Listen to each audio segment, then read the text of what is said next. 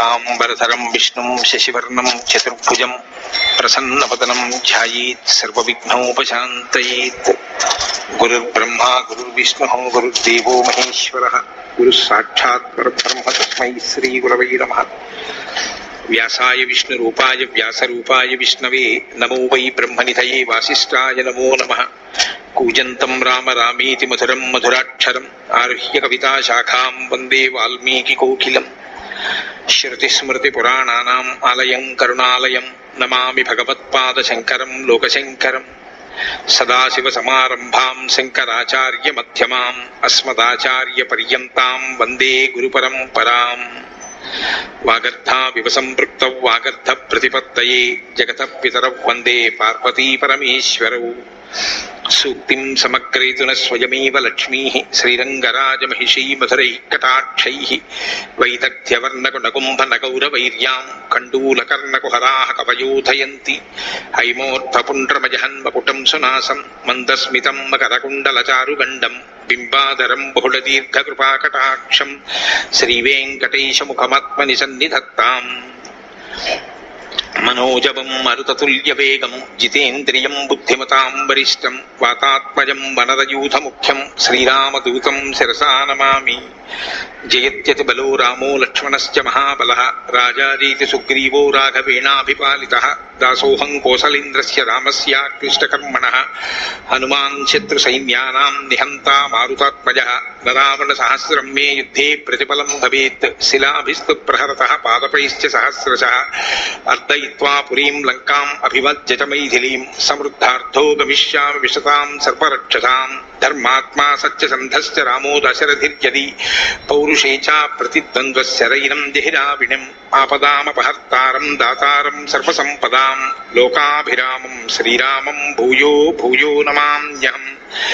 శరజ్యోత్సనా శుద్ధాం శశీతజటాజూటముకుటాం వరత్రాసత్రాణ స్ఫటిక ఘటికా పుస్తకరాం. సకృన్నత్వా నత్వా కథమివ సతాం సన్నిధతతే మధుక్షీరద్రాక్షా మధురి మధురీణాః ఫణితయః. హరి ఓం. సుందరాకాండము 15వ సర్గము. వనశోభను పరిశీలించి చూచుచూ హనుమంతుడు ఒక చైత్య ప్రాసాదము కడ దేనయ్యున్న సీతను చూచుట గుర్తించుట సంతోషపడుట. స వీక్షమానస్తత్రస్థో మార్గమానశ్చ మైథిలీం అవేక్షమానశ్చ మహీం సర్వాం తామన్వవైక్షత. అశోక వృక్షముపై చేరియున్న హనుమంతుడు సీతాదేవి దర్శనమునకై ఎదురు చూచుచు ఆ ప్రదేశమునంతయు పరికించుచు అశోకవనమును సాకల్యముగా కలియజూచెను. సంతాన కలతాభిశ్చ పాదపై రూపశోభితాం దివ్య గంధర సోపేతాం సర్వత సమలంకృతాం తాంస నందన సంకాశాం మృగపక్షిభిరావృతాం హర్మ్య ప్రాసాద సంబాధాం కోకిలాకుల నిస్వనాం కాంచనోత్పల పద్మాభిః వాపీభిరుపశోభితాం బహ్వాసన కుధోపేతాం బహుభూమి గృహాయుతాం సర్వర్తు కుసుమైరమ్యాం ఫలవద్భిశ్చ పాదపైః పుష్పితానామ శోకానాం శ్రియా సూర్యోదయ ప్రభాం ప్రదీప్తామివ తత్రస్థో మారుతి సముదైక్షత. నిష్పత్ర శాఖాం విహగైః క్రియమాణామివాసకృత్ వినిష్పతద్భిః శతసః చిత్రైః పుష్పావతంసకైః ఆమూల పుష్పనిచితైః అశోకైః శోకనాశకైః పుష్పభారాతిభారైశ్చ స్పృశద్భిరివ మేదినీం కర్ణికారైః కుసుమితైః కింసుకైశ్చ సుపుష్పితైః.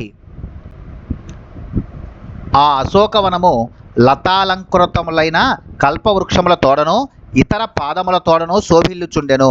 ఆ వనమునందు ఎల్లెడల దివ్య గంధ రసములు గుబాలించుచుండెను. అది అంతటను శోభలను వెలార్చుచుండెను. మృగములతో పక్షిగణములతో నిండి ఇంద్రుని నందనవన సదృశమై ఒప్పుచుండెను. అచ్చట హర్మ్యములు ప్రాసాదములు క్రిక్కిరిసి ఉండెను. కోకిలలు మధుర స్వరములతో వీణుల విందు గావించుచుండెను. అతడి దిగుడు బావులు సంపెంగలతో కలువలతో కమలములతో శోభిల్లుచుండెను. అక్కడక్కడ పలు విధములైన ఆసనములు ఆస్తరణములు ఏర్పరచబడి ఉండెను. అచట పెక్కు భూగృహములు దర్శనమిచ్చుచుండెను. అన్ని ఋతువుల యందును అతడి వృక్షములు పుష్ప ఫలభరితములై విలసిల్లుచుండుటచే అది మిక్కిలి మనోహరమై ఉండెను. విరబూసిన అశోక వృక్షముల శోభలతో ఆ వనము ఉదయ సూర్యకాంతులను విరజిమ్ముచున్న దాని వలె ఒప్పుచుండెను. వందల కొలది పక్షులు పదే పదే చెట్లపై వచ్చి వ్రాలుచుండుట వలన ఆ కొమ్మలపై పక్షులు తప్ప ఆకులే లేవన్నట్లుండెను. ఆ పక్షులు పుష్పములను ముక్కులగరుచుకొని ఎగిరిపోవుచుండగా అవి చిత్రములైన పువ్వులతో అలంకరింపబడినట్లుండెను. ఈ విధముగా పక్షులు చెట్లపై వ్రాలుచుండుటను అతడి నుండి ఎగిరిపోవుటను హనుమంతుడు చూచెను. ఆమూలాగ్రముగా వ్యాపించిన అశోక వృక్షములు చూచువారి శోకములను హరించి వేయుచుండెను. తలకు మించిన పూల బరువులచే వంగి నేలను స్పృశించుచున్నట్లుగా ఉన్న గన్నేరు చెట్లతోనూ బాగుగా విరబూసిన మోదుగు చెట్లతోనూ విరాజిల్లుచున్న ఆ అశోక వనమును అచటనున్న మారుతి కలయజూచెను. స దేశః ప్రభయా తేషాం ప్రదీప్త ఇవ సర్వతః పున్నాగా సప్త పర్ణాశ్చ చంపకోద్దాలకాస్తథా వివృద్ధమూలా బహవః శోభంతే స్మ సుపుష్పితాః శాతకుంభనిభాః కేచిత్ కేచిదగ్నిశిఖోపమాః నీలాంజన నిభాః కేచిత్ తత్రాశోకాः సహస్రశః నందనం విబుధోద్యానం చిత్రం చైత్రరథం యథా. ఆ వనప్రదేశం అంతయును వృక్షముల శోభలచే తేజోమయమై ఒప్పుచుండెను. బాగుగా లావెక్కిన బోదెలు గల అసంఖ్యాకములైన పున్నాగ వృక్షములు, ఏడాకుల అరటి చెట్లు, సంపెంగెలు, విరిగి చెట్లు పుష్పభరితములై శోభిల్లుచుండెను. వేల కొలదిగానున్న ఆ అశోక వృక్షములలో కొన్ని బంగారు వన్నెలతోడను, మరికొన్ని అగ్నికాంతులతోడను, ఇంకొన్ని నీలవర్ణములతోడను, కాటుక రంగులతోడను రాజిల్లుచుండెను. అది దివ్యమైన నందనోద్యానమును వలె ఆశ్చర్యమును గొలుపుచు చైత్రరథము అనగా కుబేరుని ఉద్యానవనము రీతి విలసిల్లుచుండెను. అతివృత్తమివాచింత్యం దివ్యం రమ్యం శ్రియావృతం ద్వితీయమివ చాకాశం పుష్పజ్యోతిర్గణాయుతం. అంతేకాదు ఆ వనము నందనోద్యానము చైత్రరథముల కంటెను ఉత్కృష్టమై విలసిల్లుచుండెను. అది ఊహాతీతమై దివ్యమై మనోహరమై బహువిధ శోభలకు నెలవై నక్షత్రముల వలె మిలమిలలాడు పుష్పములతో తేజరిల్లుచు మరి యొక్క ఆకాశము వలె అలరారుచుండెను. పుష్పరత్న శతైశ్చిత్రం పంచమం సాగరం యథా సర్వర్తు పుష్పైర్నిచితం పాదపైర్మధుగంధిభిః నానా నినాదైరుద్యానం రమ్యం మృగగణైర్ద్విజైః అనేక గంధ ప్రవహం పుణ్యగంధం మనోరమం శైలేంద్రమివ గంధాజ్యం ద్వితీయం గంధమాధనం. అసంఖ్యాకములైన పుష్పములనని రత్నములతో కూడిన వనము లంక చుట్టూను గల 4 సముద్రములకు తోడుగా 5వ రత్నాకరము వలె రాజిల్లుచుండెను. అక్కడి వృక్షములు 6 ఋతువులలోనూ పుష్పించుచు కమ్మని సువాసనను వెదజల్లుచుండెను. నానా విధములైన మృగముల శబ్దములతోనూ పక్షుల కూజితములతోడను అది మిక్కిలి రమ్యముగా నుండెను. సువాసనలతో కూడి బహువిధములైన పరిమళమును వెదజల్లుచు మనోహరమైన ఆ వనము సుగంధభరితమైన 2వ గంధమాదన పర్వతము వలె ఒప్పుచుండెను.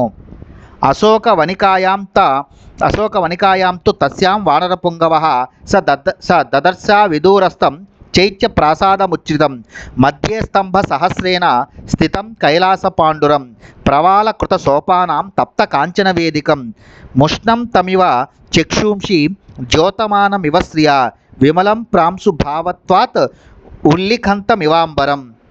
ఆ అశోకవనమునందు తానున్న ప్రదేశమునకు సమీపమున ఒక ఎత్తైన ఒక చైత్య ప్రాసాదమును ఆ వానరోత్తముడు గాంచెను.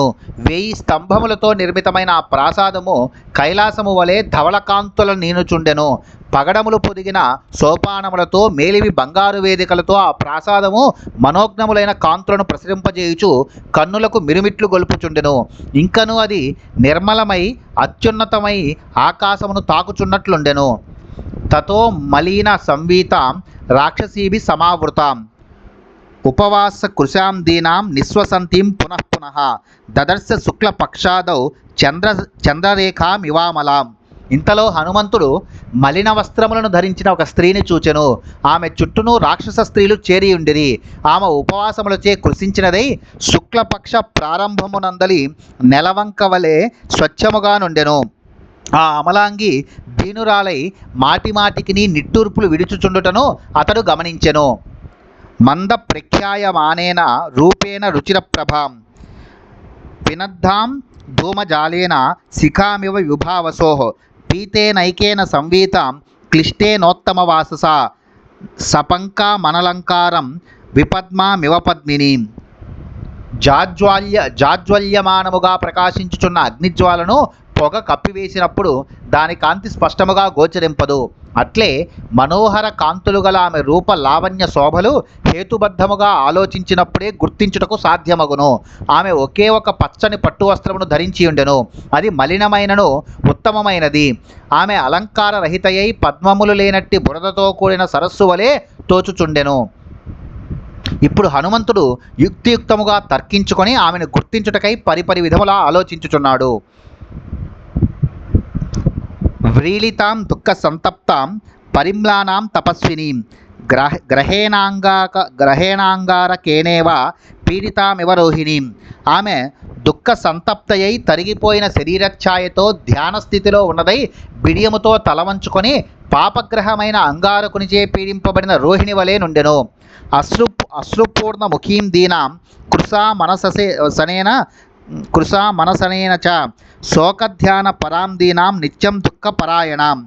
సంతత ధారగా కన్నీరుగార్చుచున్నదై ఆహారమును మానివేయుట వలన కృషించినదై శోకించుచు ధ్యానమగ్నయై నిరంతర దుఃఖ పరాయణయై ఆమె అతి దీనావస్థలో నుండెను. ప్రియం జనమ పశ్యంతీం రాక్షసీగణం స్వగణేన మృగీం హీనాం స్వగణాభివృతామివ. ఆత్మీయులకు దూరమై అనుక్షణము రాక్షసీ గణముచే ఆవృతమై ఉన్న ఆమె తన జాతి లేళ్లకు దూరమై వేట కుక్కల మధ్య చిక్కుపడిన ఆడులేడి వలె బిక్కమొగముతో నుండెను. నీల నాగాభయావేన్య జఘనం గతైకయ నీలయ నీరదాపాయే వనరాజ్య మహీమివ. జడగట్టిన ఆమె కేశపాసము నల్లత్రాచును బోలి కటి ప్రదేశము వరకు వ్రేలాడుచుండెను. అప్పుడు ఆమె శరత్కాలమునందు నల్లని వృక్షపంక్తితో కూడిన భూమి వలె ఒప్పుచుండెను. సుఖార్హం దుఃఖ సంతప్తాం వ్యసనానామ కోవిదాం తాం సమీక్ష విశాలాక్షిం అధికం మలినాం కృశాం తర్కయామాస సీతేతి కారణైరుపపాదిభిః హ్రియమానా తదా తేన రక్షసా కామరూపిణి. ఏమాత్రము కష్టములను ఎరుగనిదియు సర్వసుఖములను పొందుటకు యోగ్యురాలయ్యును దుఃఖముల పాలైనదియు మలిన వస్త్రధారణయు మిక్కిలి కృషించినదియు అగు ఆ విశాలాక్షిని చూచి తాను అనుకొనిన కారణములను బట్టి కామరూపి అయిన ఆ రావణునిచే అపహరింపబడి తీసుకుని రాబడిన ఆనాటి సీత ఈమెయే అని హనుమంతుడు భావింపసాగెను. యథారూపా హి దృష్ట సా తథారూపేయమంగన పూర్ణచంద్రాననం శుభ్రూం చారువృత్త పయోధరాం కుర్వంతీం ప్రభయా దేవీం సర్వా వితిమిరా దిశః తాం నీలకేశీం బింబోష్ఠీం సుమధ్యాం సుప్రతిష్ఠితాం సీతాం పద్మపలాసాక్షిం మన్మథస్య రతిం యథా ఇష్టాం సర్వస్య జగతః పూర్ణచంద్ర ప్రభామివ. ఋష్యమూక పర్వతము మీదుగా వెళ్ళుచున్నప్పటి అంగన రూపురేఖలే ఈమె యందు గోచరించుచున్నవి. ఈమె నిండు చంద్రుని బోలిన ముఖము గలది, చక్కని కనుబొమ్మలు గలది, సర్వాంగ సౌందర్యము గలది. ఈ దేవి తన తనుశోభలచే అన్ని దిశలయందునూ అలుముకొనిన చీకట్లను పారుద్రోలుచున్నది. ఈమె నల్లని కురులు, దొండపండు వంటి పెదవులు, చక్కని నడుము కలిగి సర్వాంగ సౌష్టముతో విలసిల్లుచున్నది. తామర రేకుల వంటి కన్నులు గలది. ఈమె మన్మథ సతి అయిన రతీదేవి వలె శోభిల్లుచున్నది. నిండు పున్నమి నాటి వెన్నెల వలె అందరికీ ఆహ్లాదమును గూర్చుచున్నది. కనుక నిజముగా ఈమె సీతయే. భూమౌ సుతనుమాసీనాం నేతామివ తాపసీం నిశ్వాస బహుళాంభీరుం భుజగేంద్రవ ధూమివ శోకజాలేన మహత వితతేన రాజతీం సంసక్తాం ధూమజాలేన శిఖామివ విభావసో. ఈమె అనువైన తన సౌభాగ్యము కలిగి భూమిపై స్థిరముగా ఆసీనయ్యి ఉన్నది. తపోనియములను పాటించుచున్నది. భయమునకు లోనై ఇతరులను దరిజేరనీయని ఆడు సర్పమోలే నిట్టూర్పులను విడుచుచున్నది. పొగచే ఆవృతమైన అగ్నిశిఖ వలె ఈమె దుర్భర శోక కారణముగా కాంతి తరిగి ఉన్నది.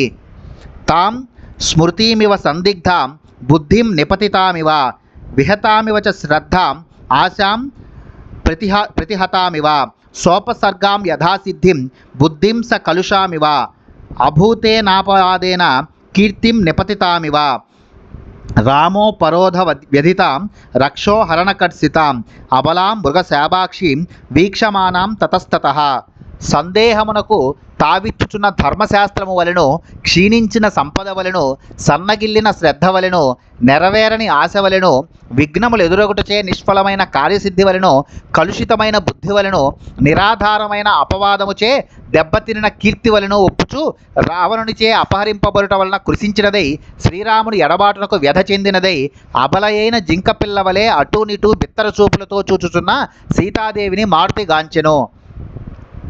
బాష్పాంబు పరిపూర్ణేన కృష్ణ వక్రాక్షి పక్ష్మణ వదనేన ప్రసన్నేన నిస్వసంతీం పునః పునః మలపంకధరాం దీనాం మండనార్హామ మండితాం ప్రభాం నక్షత్ర రాజస్య కాలమేఘైరివావృతాం. ఆమె కన్నులు అశ్రుపూర్ణములై ఉండెను, కనురెప్పల వెంట్రుకల నల్లనై వంకరగా నుండెను. పదే పదే నిట్టూర్పులు విడుచుచున్న ఆమె వదనము అప్రసన్నముగా నుండెను. తపశ్చర్య కారణముగా ఆమె శరీరమున ధూళి చేరి ఉండెను. అలంకారములకు అర్హురాలయ్యును, ఎట్టి అలంకారములను కూడా ధరింపక దీనురాలై ఆమె కారుమేఘములచే కప్పబడిన పూర్ణచంద్రుని వలె నుండెను. తస్య సందిదిహే బుద్ధి ముహుఃసీతాం నిరీక్షతు ఆమ్నాయానామ యోగేన విద్యాం ప్రసిద్ధిలామివ. పఠన పాఠనములు లేక అనగా ఆవృత్తులు లేక వేదాది విద్యల విషయమున సందేహములు పొడసూపినట్లు సీతను చూచిన హనుమంతునకు ఆమె సీతాదేవి అవునా కాదా అను సందేహములు ఏర్పడెను.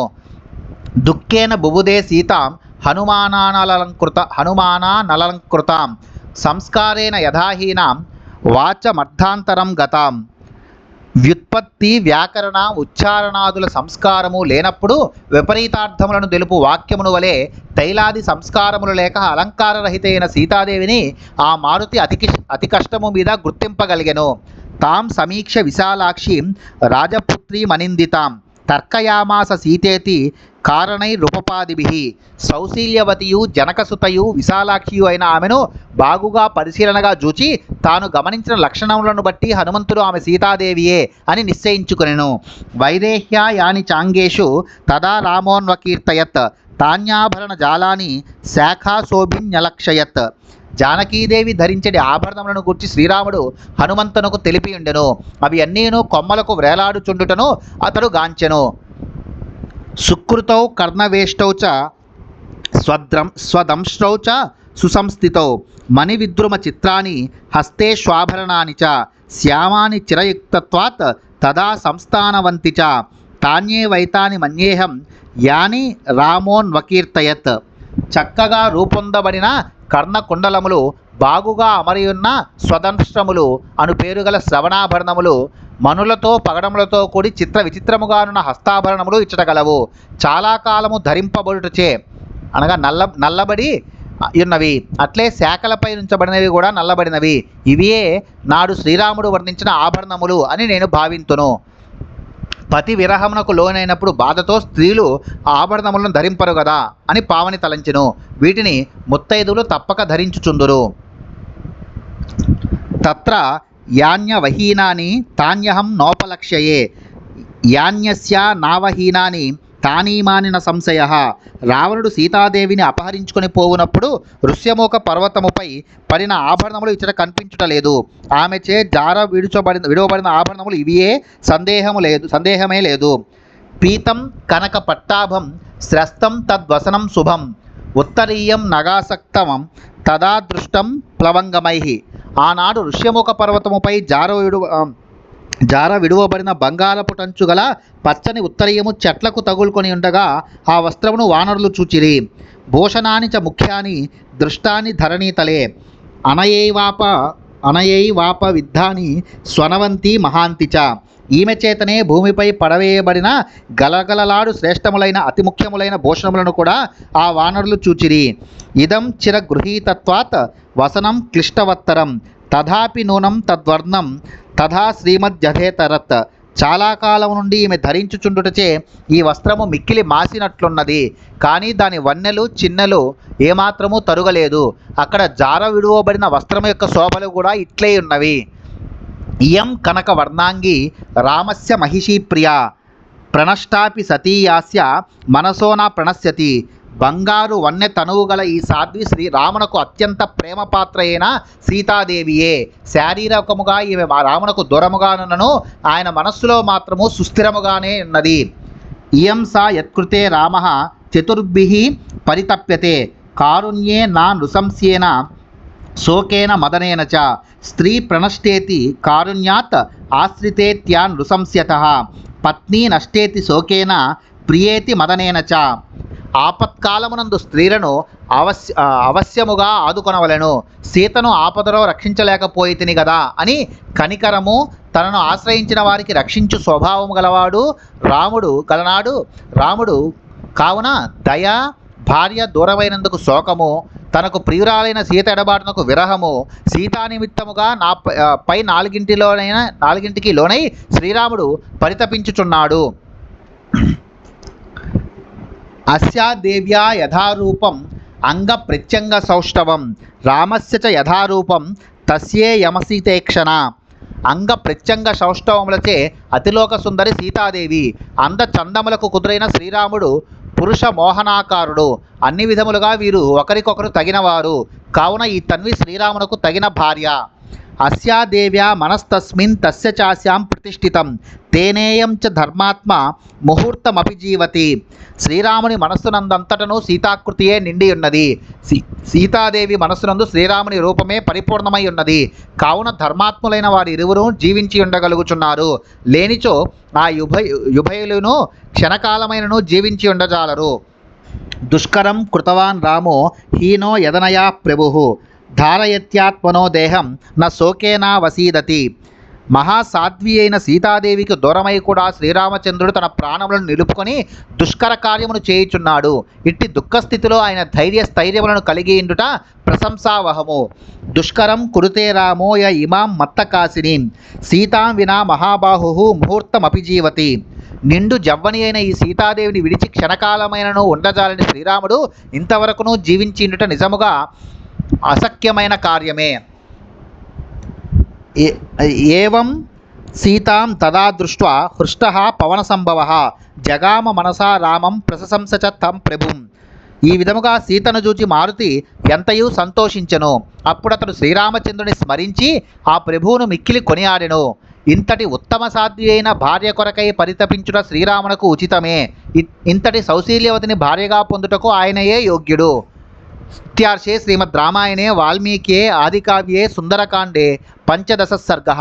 వాల్మీకి మహర్షి విరచితమై ఆదికావ్యమైన శ్రీమద్ రామాయణం నందలి సుందరకాండమునందు ఇది 15వ సర్గము.